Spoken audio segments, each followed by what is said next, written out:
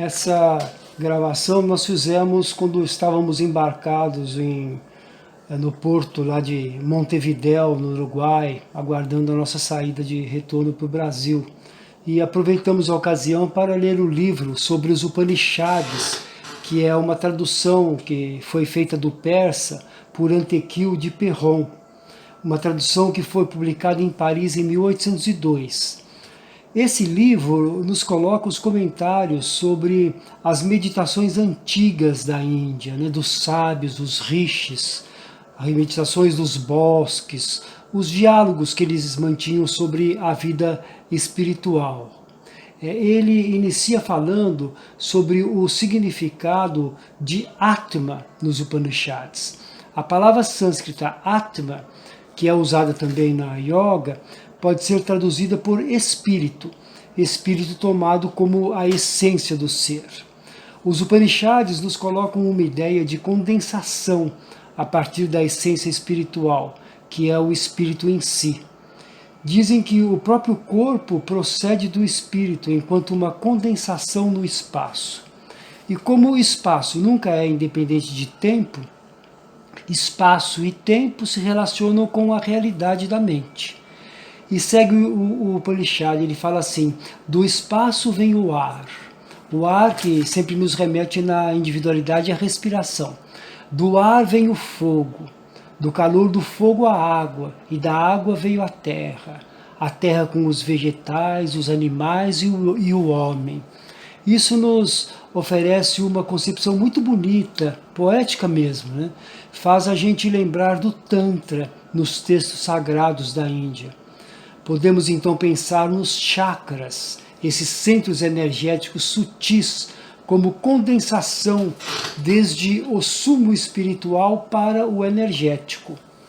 O chakra da coroa, Sahasrara, no alto da cabeça, o Ajna, comando mental localizado no espaço entre as sobrancelhas, o Anahata Chakra, centro cardíaco, vinculado ao ar e à respiração pelos pulmões, o fogo vinculado ao chakra Manipura, o calor digestivo estomacal.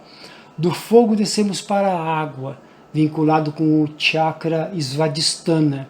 Depois o chakra raiz ou básico, o Muladhara, vinculado com a terra.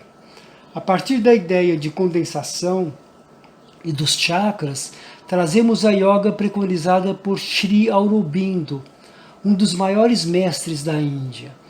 Ele postula uma descida da energia mais pura e espiritual, que ele chama de Amãe, para os níveis mais densos, em direção ao fogo, à água e à terra.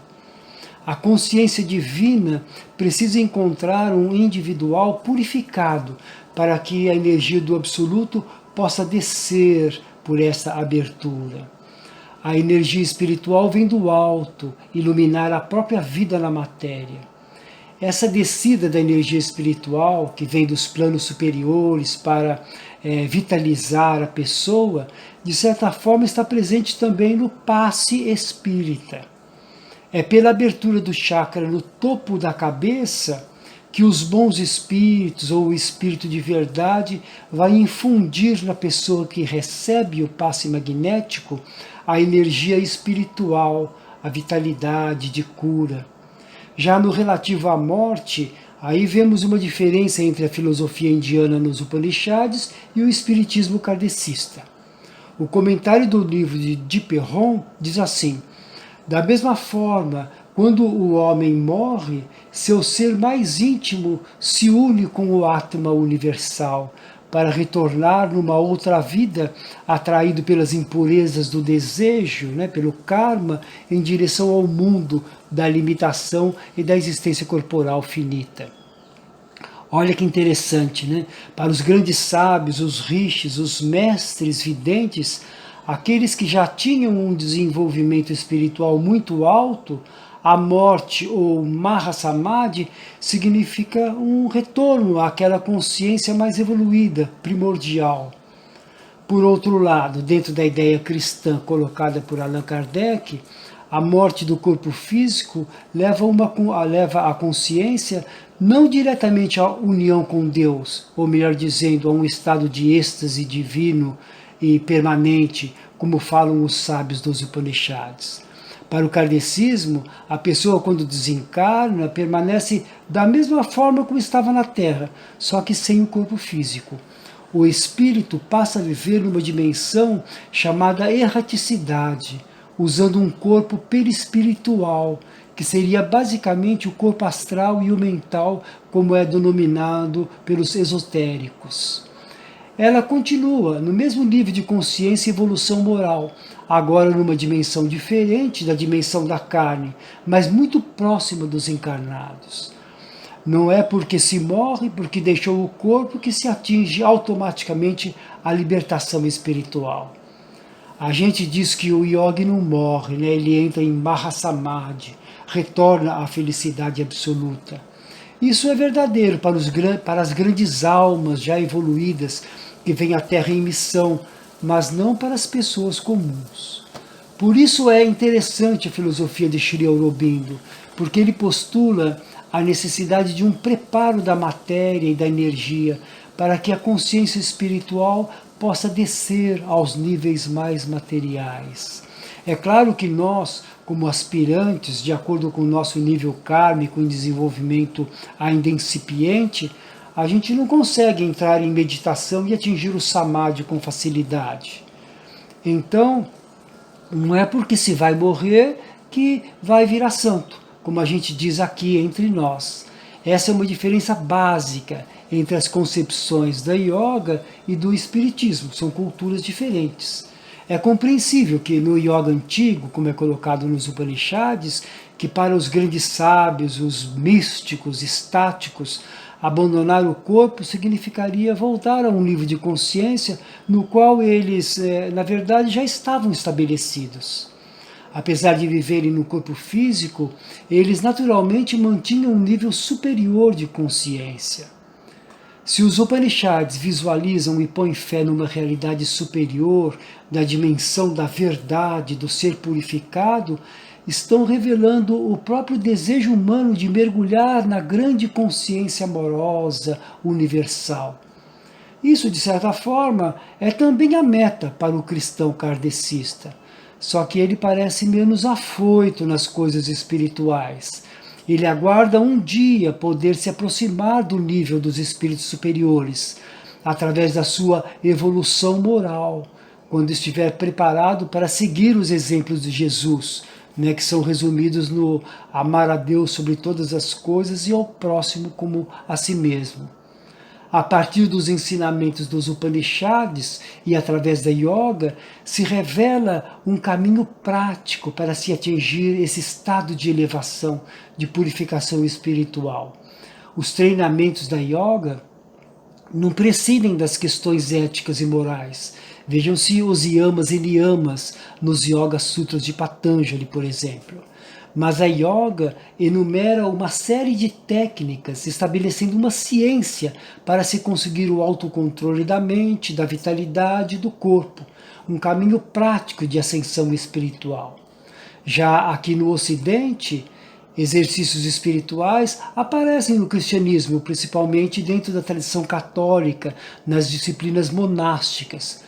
Porém, essas, baseadas em orações e devocionais, não chegam ao nível das disciplinas e práticas físicas e fisiológicas como no yoga. Para o yoga, dificilmente se consegue o controle da mente, o nirodha, do chitta vritti, ou seja, o apaziguamento das ondulações da mente sem um estado positivo de saúde física, hormonal, circulação fisiológica e energética.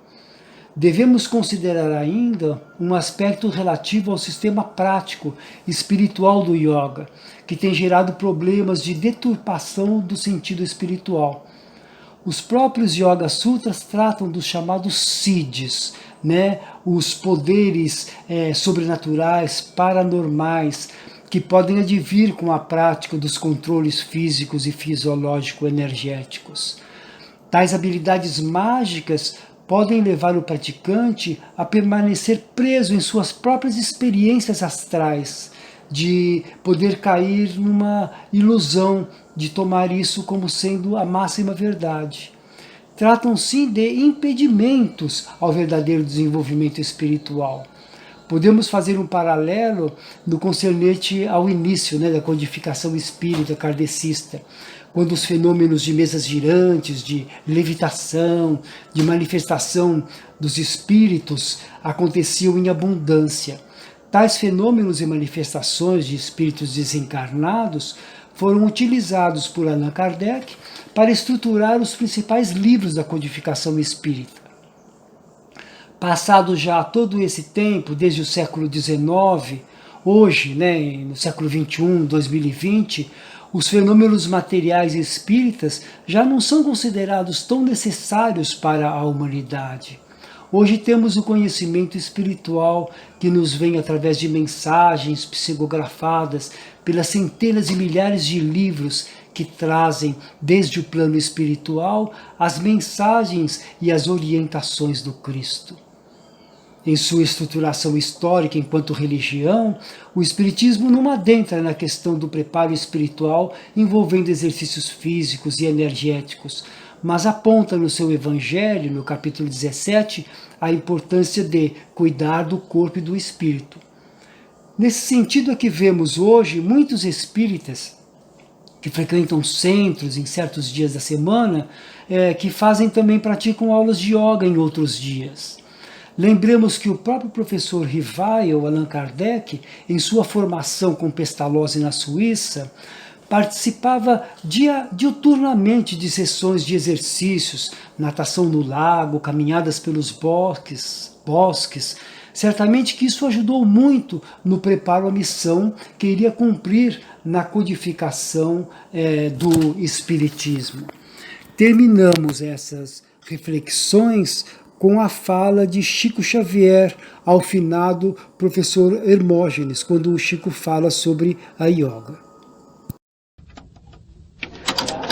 Nós estamos aqui com o professor Hermógenes e nós não hesitamos em particularmente considerar a yoga como sendo a bênção mais preciosa que desceu do céu, do mundo da providência divina, em nosso benefício na Terra, porque através da yoga nós nos habilitamos para a preservação de nossa harmonia física e espiritual, até mesmo de modo a poder cumprir com mais segurança e eficiência os ensinamentos de nosso Senhor Jesus Cristo, de modo que consideramos a yoga uma bênção de Deus.